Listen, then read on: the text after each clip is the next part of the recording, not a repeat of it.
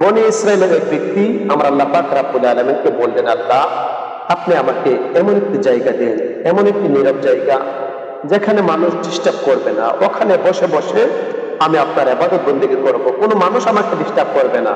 আমার আল্লাহ পাক রব্বুল আলামিন ওই ব্যক্তির কথা শুনলেন। ওই ব্যক্তিকে একটি দ্বীপের মধ্যে আমার আল্লাহ ইবাদত বন্দেগী করার ব্যবস্থা করে দিয়েছেন। ওই ব্যক্তি ওই দ্বীপে বসে আমার আল্লাহর জিকির করে, ইবাদত বন্দেগী করে।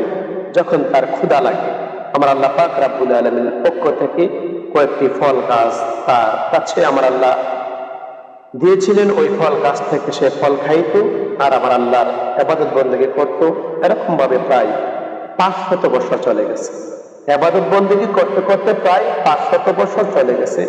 500 বছর পরে আল্লাহ পাক রব্বুল আলামিনের পক্ষ থেকে একজন ফেরেশতা আসছে এবং তাকে বলল যে, তোমাকে আমার আল্লাহর পক্ষ থেকে সুসংবাদ দেওয়া হয়েছে, তুমি জান্নাতে চলে যাও, তোমাকে আমার আল্লাহ জান্নাত দিয়েছে। এবার ওই ব্যক্তি বলতেছেন, ও ভাই ফেরেশতা, আমি তো 500 বছর ইবাদত বন্দেগী করেছি, আমি তো আমার ইবাদতের পাওয়ারে, ইবাদতের ক্ষমতায়, ইবাদতের ওজনে তো আমি জান্নাতে যাইতে পারবো, আমার আল্লাহর রহমত লাগবে কেন, আল্লাহর দয়া লাগবে কেন? এই কথা শুনে ফেরেশতা চলে গেল। আমার আল্লাহ পাক রব্বুল আলামিন এর পক্ষে ফেরেশতা চলে গেলে কিছুদিন পরে ফেরেশতা পুনরায় আবার আসছে, এসে একটি তারাজু নিয়ে আসছে। তারাজু হচ্ছে একটি পাল্লা, একটি ওজনের স্কেল নিয়ে আসছে, তারাজু নিয়ে আসছে।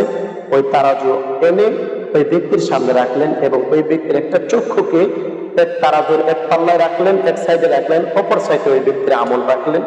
দেখা গেল 500 বছর যে ইবাদত বন্দেগী করেছে, আল্লাহর নিয়ামতের যে একটি চক্ষু দিয়েছে, আল্লাহর যে নিয়ামত একটি চক্ষু দিয়েছে, এই চক্ষু এক পাশে রাখলে দেখা গেল তার 500 বছরের ইবাদত বন্দেগী আল্লাহ দেওয়া ওই চক্ষের নিয়ামতের কাছে ফেল করেছে। আল্লাহু আকবার, আল্লাহু আকবার, আল্লাহু আকবার। এতে করে বোঝা গেল আল্লাহর নিয়ামত ব্যতীত, আল্লাহর রহমত ব্যতীত আমরা কেহ জান্নাতে যাইবার আশা করতে পারি না। এই জন্য আমাদের উচিত আমরা আল্লাহ পাক রব্বুল আলামিনের আদেশ মেনে চলবো, রাসূল পাক সাল্লাল্লাহু আলাইহি সাল্লামের তরিকা মেনে চলবো।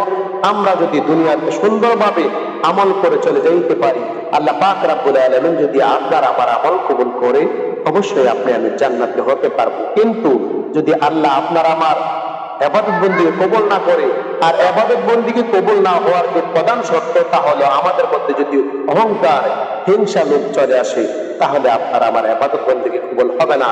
আর আপনার আমার ইবাদত বন্দেগী যদি কবুল না হয়, তাহলে আপনার আমার আবাসস্থল হবে জাহান্নাম।